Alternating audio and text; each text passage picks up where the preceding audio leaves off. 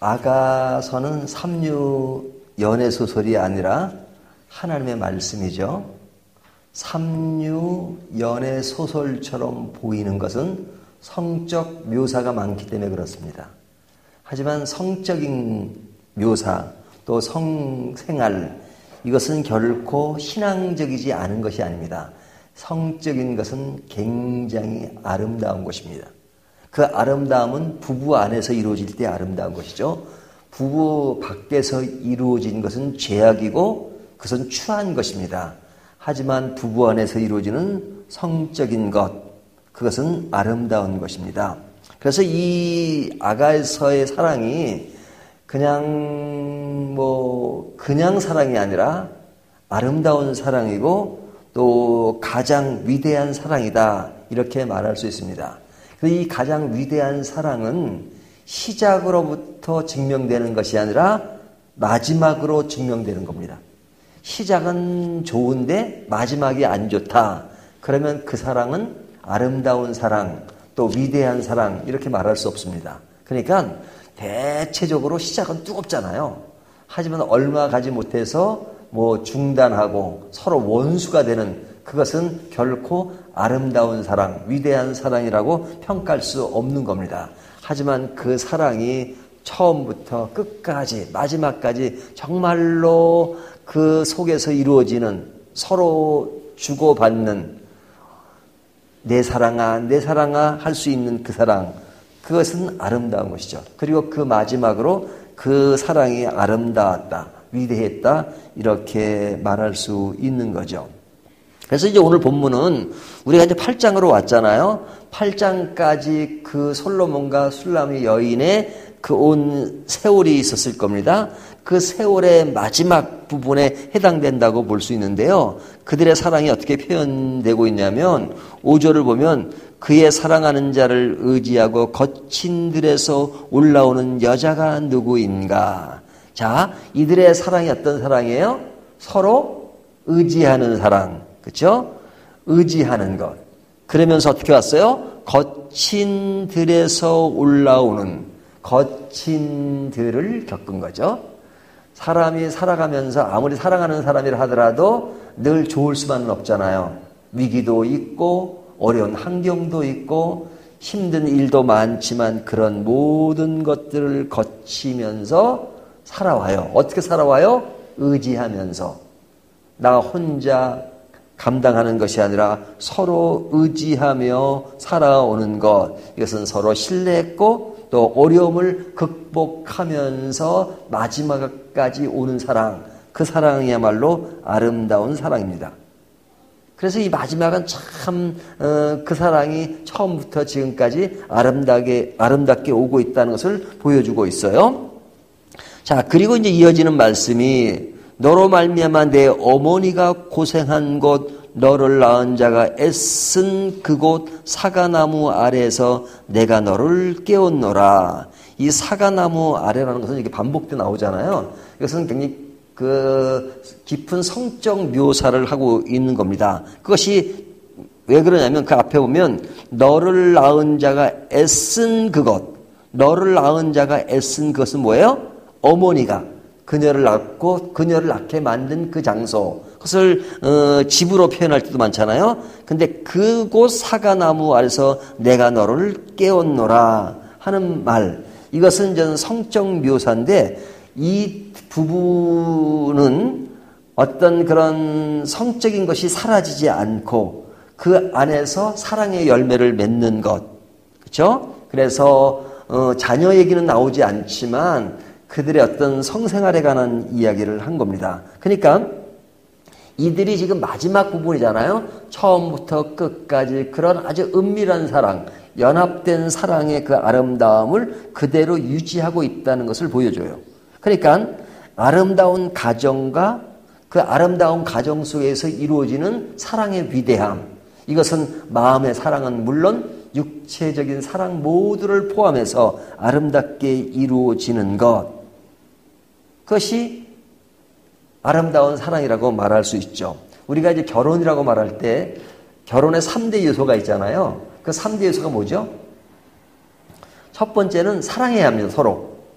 감정적으로.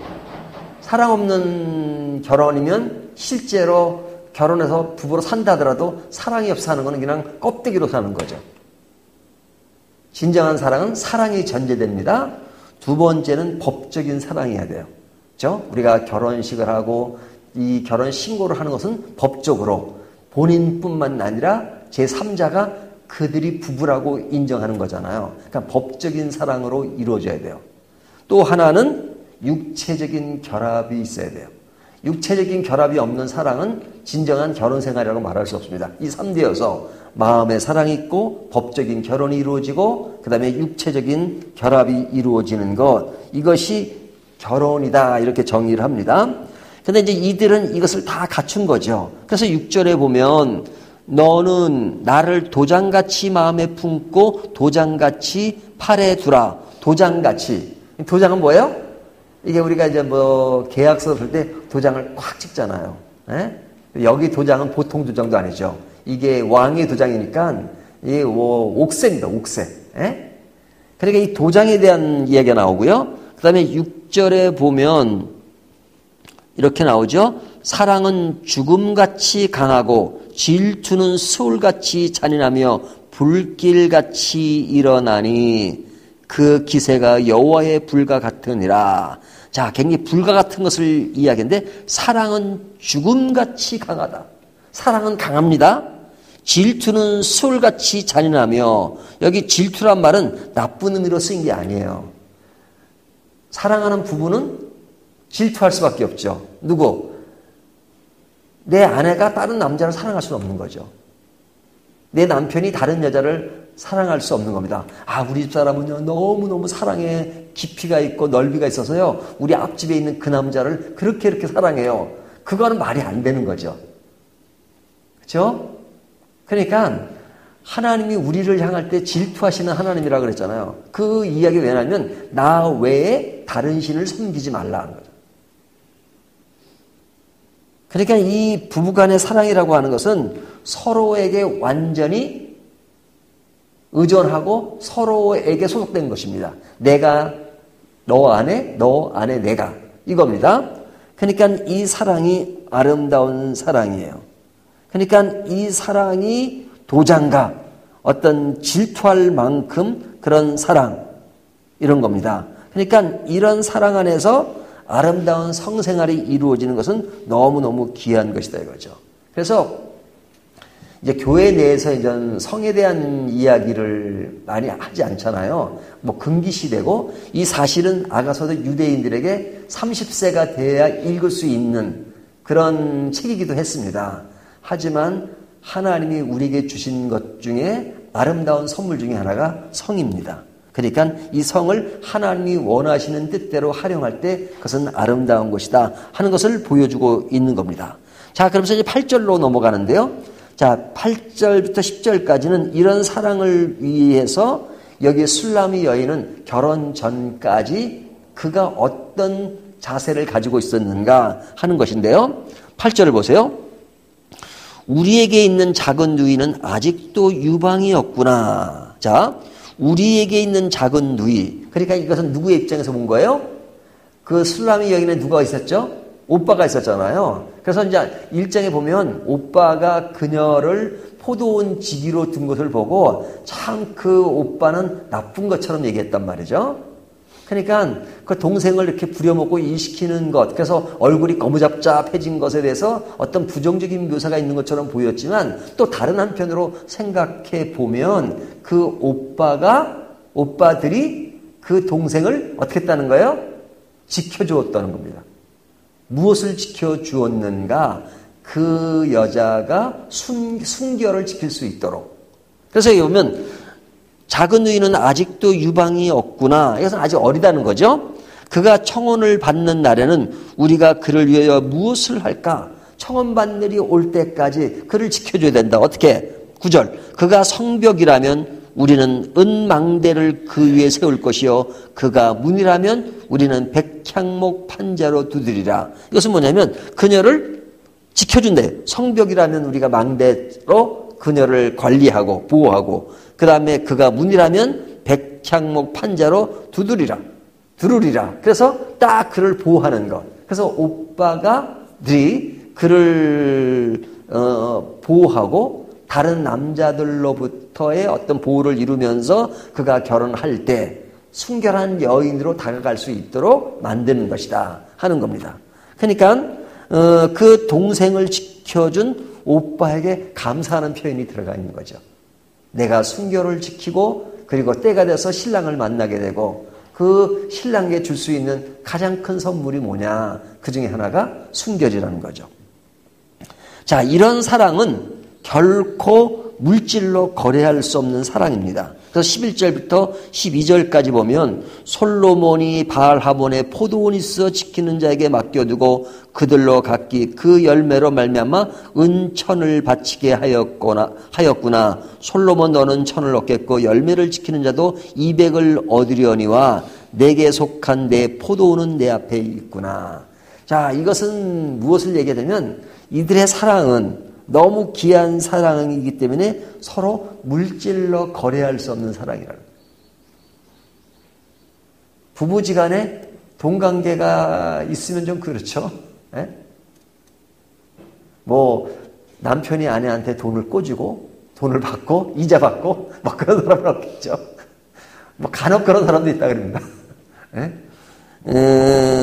이런 사랑은 위대한 사랑인데 물질로 거래할 수 없는 사랑이다 하는 것을 보여줍니다. 그리고 이제 마지막에 제일 마지막에 13절과 14절은 이들의 사랑이 위대한 사랑이라는 것을 고백합니다. 그래서 여기 보면 내 사랑하는 자라는 말이 나오죠.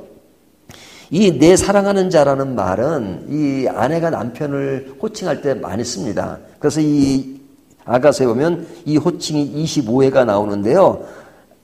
그 사랑하는 사람을 내 사랑하는 자라고 표현할 수 있는 것. 그래서 서로가 이런 소리를 함께 듣고, 여기 보면 친구들이 내 소리에 귀를 기울이니 내게 듣게 하려무나. 그래서 항상 그 여자와 남자는 서로가 늘 소리를 들어야 돼요. 그리고 뛰어오는 소리를 뛰어와서 다가오는 것을 봅니다. 내 사랑하는 자야 너는 빨리 달리라. 향기로운 산 위에 있는 노루와도 같고 어린 사슴과도 같아라. 자, 이 솔로몬은 왕이죠. 또 이 술라미 여인은